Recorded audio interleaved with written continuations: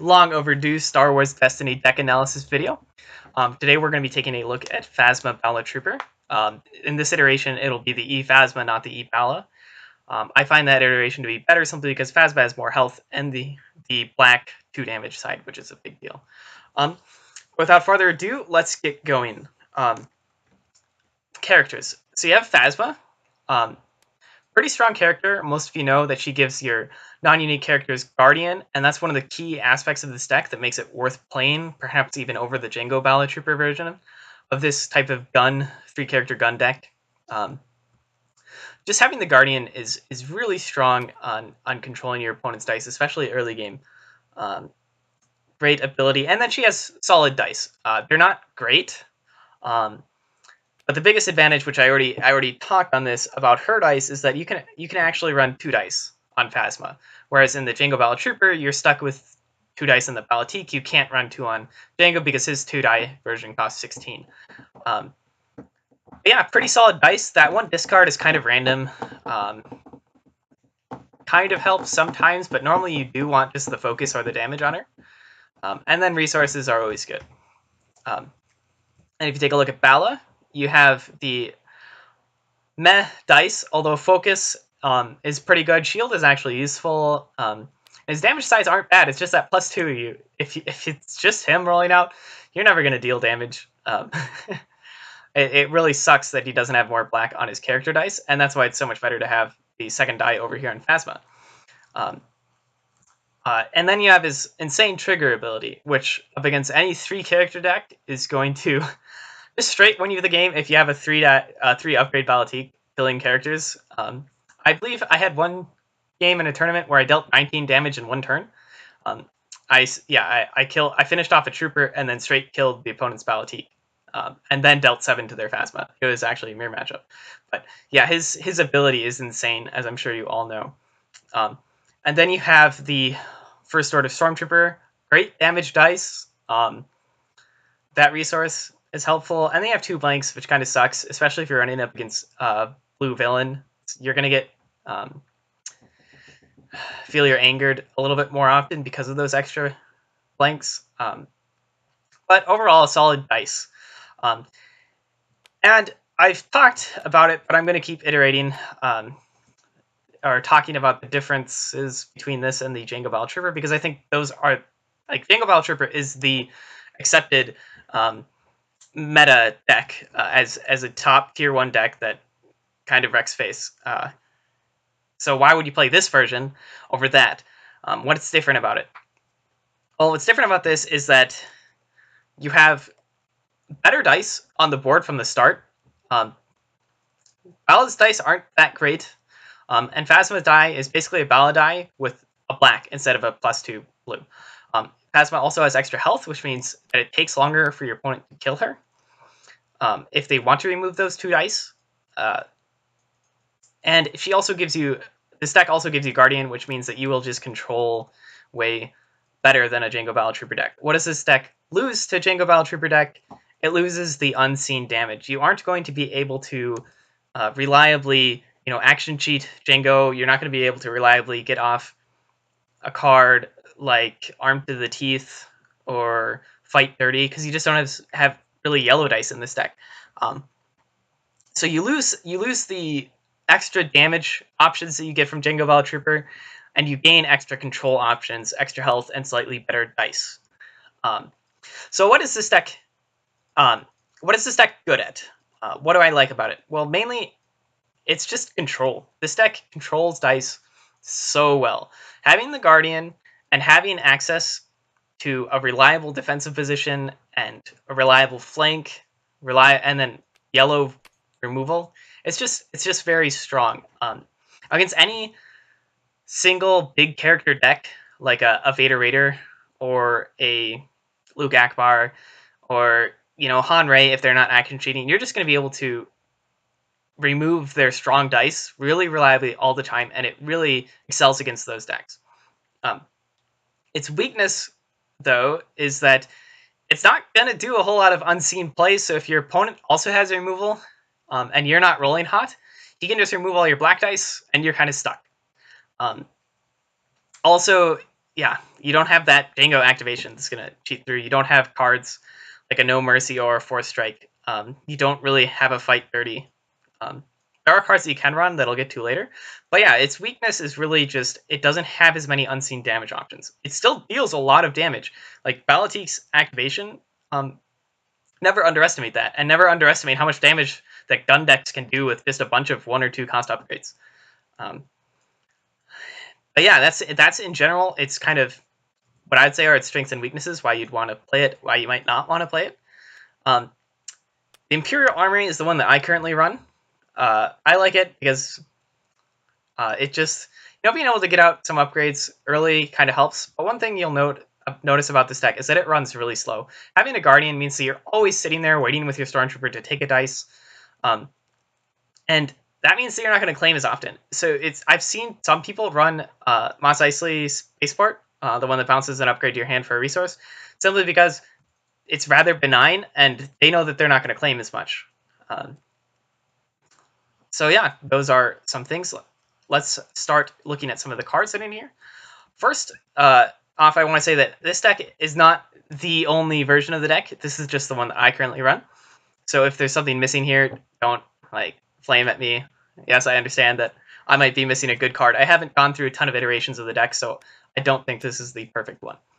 Now, these 2 upgrades are the key upgrades that you want to draw every single game when you're running this deck, or any other 3-character gun deck.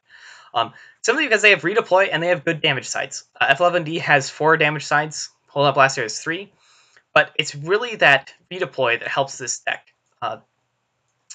With having these 2 threats of Phasma and Bala, being able to play an upgrade on one of the threats, your opponent go for them, and still being able to have, and then as soon as that character dies, just being able to oh, well, now I have a 4-die Bala, or now I have a 5-die Phasma, is really, really strong, obviously. And even then, when they redeploy onto the Trooper, if you didn't use too many Guardians during a game, it's just, gun decks are all about just slowly dealing damage with rolling lots of little upgrades, and being able to not lose any helps.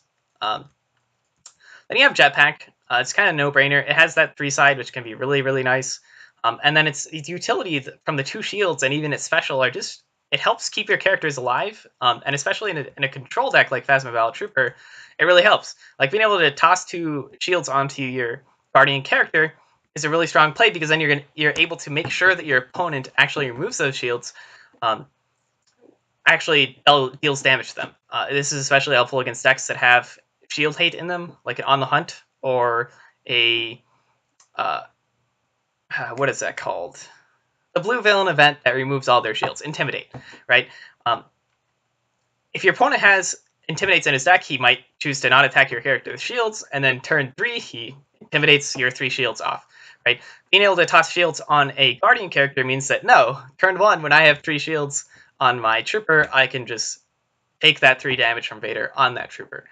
Very, very nice to have that 2 shield side on this die, and that's what makes it really, really viable.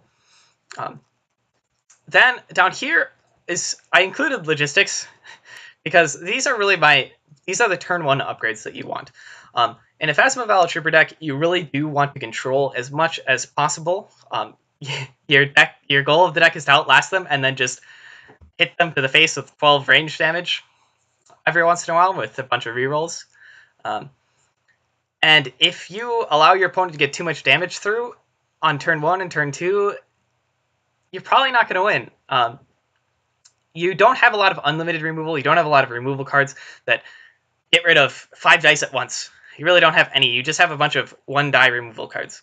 So you want to be playing them turn 1 right from the get-go, start reducing their damage output.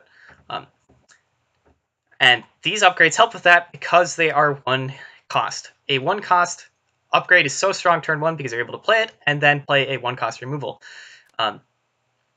And the promotion is also doubly good on turn 1 because it also gives you a card back. They're solid turn 1 upgrades. And DH17 has the same damage sides as a Hold Up Blaster. It just has extra blanks. So it's obviously a very good card. You want this turn 1. And I threw in logistics in here, even though it's not an upgrade, because this is also just your turn 1.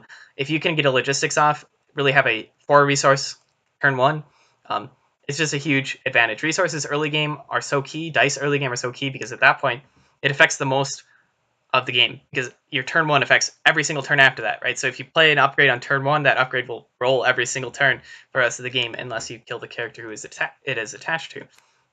So a card like Logistics could potentially allow you to play 2 removal and play an upgrade, or play 2 upgrades turn 1 if you get it off. Very strong card. Then let's move over here to our control suite. This is the bread and butter of the deck. This is what makes it so good in combination with the Guardian. First off, we have Electroshock. Obviously, it's a good removal. One thing that you should note about it is that if you ever draw it in your first hand, do not mulligan it away. You only have 1 yellow character, and it's a Balatique, so it's really often that they'll go for Balatique first. So you want to keep these cards so you can make use of them before you lose that spot a yellow character. He doesn't like you is obviously very good. It's free, removes the dice. Hunker Down, I really like once in because shields are really good with Guardian. Being able to just force your opponent to hit the shields and not deal any actual damage to you is really nice. So Hunker Down is so good, and it also it really helps in those any matchups against ranged decks. It's just insane. Flank, obviously you have a 3-character deck, so it's good, but it's a 3-character deck with Guardian, so it's even better. The nature of Guardian characters is that oftentimes you will leave them standing so that you can wait for your opponent to roll damage, right? If their Vader misses his damage on turn 1, you're not going to just roll your Trooper. You're going to sit there, wait for him to roll damage, then roll your Trooper. And that just goes so well with Flank because you need that more standing characters. So you're going to have at least 1 standing character for a very long time in a turn. So what happens is oftentimes the first time they roll damage, you're like, here, I flank your dice. The next time they roll damage, you Guardian it, and maybe take it on a couple shields from Hunker Down, and your opponent's just like so frustrated at that point. Right? So very, very synergistic with the Guardian keyword. Best Defense is insane in this deck. You get to run 2 of them, as opposed to Jango Bala Trooper, which sometimes run no best defenses. Sometimes they'll run 1, because they don't really want to kill their Trooper. But in this deck, you have 18 health worth of red characters, so the best defense becomes a much more reliable card, and it's an insane card. Being able to just choose and remove 2 dice, no matter what they are. That could be 2 pose specials. That could be 2/3 damage dice. Very strong card. And then Disarm is actually, I love it in this deck because of how many low damage sides you have. Even like rolling the +2 on Balatique and being able to hit something, and it fits with your playstyle. This deck chokes your opponent's damage and slowly ramps up to have a lot of gun upgrades and just hits you for 8, rerolls a ton, hits you for 8 next turn, rerolls a ton, kills a character, resets Bala, kills a character. It's just like, you're not this really flashy, bursty deck. You're dealing sustained damage that keeps on ramping over the course of the game as you get more upgrades, and you're choking your opponent throughout that process. So you want to get more upgrades in them, and you want them to just never deal damage to you. So a Disarm really helps with that. If you can start a game by playing a DH-17, rolling out the Balatique, getting that +2 side, your opponent then played a Jetpack on their Jango or a Holocron on Vader or something like that, you're just like, Disarm, right? And a Disarm on a turn 1 Holocron is so huge because then they only have 1 more Holocron left in their deck and they might never draw it. And you guys know how good Holocron is. For that reason alone, it's worth putting in Disarm, just because of how many blue decks you're seeing out there, blue villain decks. And then against the mirror matchup of any gun deck, it's so good because all of their upgrades are 1 or 2 cost, and that's what all your damage sides are, and you're not giving up as much damage as if you were trying to remove a 3-side die. And just the turn 1 play of Disarm is so strong. So if you draw Disarm turn 1, I'd say keep it. It sets your opponent back so much. If you can get the upgrade advantage, you're sitting well. And then we have our aggressive cards. Backup Muscle, pretty straightforward. It just deals damage. Tactical Mastery, you all know how this works. One thing I will note is that sometimes I use this as just a mini all-in. I don't use it to just roll out my dice on a character and then resolve them, because it's a little bit luck-based. I don't know what I have. I don't know what I'm going to roll. I'll play it sometimes if I see that I need to. If I have some modifiers throwing, my opponent might kill my character with his next action. I'm going to roll out a character, hope I get that black die, and then resolve. But normally, if I can, and I see a focus on my board, I'm going to roll out a character first, then play it as like a mini all-in. I resolve my focuses, then I resolve my damage, because it's much easier for me to see what I have. I'm not going on the luck of the draw. I can reroll a couple times, and then Tactical Mastery if I wanted to. And then all-in. Some of you might not run this in this deck, but I think it's an auto-include must-have, mainly because I think you need plays. This deck severely lacks in plays that are unseen damage. That your opponent can't plan for. It doesn't have the Fight Dirty because you don't have enough yellow dice. It doesn't have a card like Arm to the Teeth. What it does have, though, is if you look at your characters, it has a natural focus on the Balatique and a natural focus on the Phasma, which means that you have 3 character dice that have natural focuses on them. And focuses are actually really, really, really strong in range decks with all-in because you roll a lot of modifiers. And your opponent's mindset is that if I roll a +3 on the jetpack and I only have a focus and another die left, you're going to hold on to that deflect or hold on to that isolation. You're going to wait for me to focus the black side. You're going to remove the black side and then negate all of my dice for that turn. All-in gets around this beautifully. I've had turns where it's like, they have a character sitting at 5 HP. I roll out the Phasma. I get a focus. I roll out the Bala. I get a modifier. They don't remove any dice because they're waiting for me to focus. I all-in, hit the character for 5 Bala resets, and I've just won the game off that card. And that's the thing that I love about all-in, is that it's a game-winning play. Yes, you can't get it off every single game. Although I find that I get off easily 75% of the time. But when you do use it, it wins. It's easily a 5 to 8 damage play almost every single time. And when your opponent can't plan for that, when your opponent doesn't see it coming, it really, really hurts, especially because of Bala resets. Your opponent just being able to eliminate a character, and then on top of that, resetting the Balatique is so strong. So yeah, those are the cards that I run in the deck.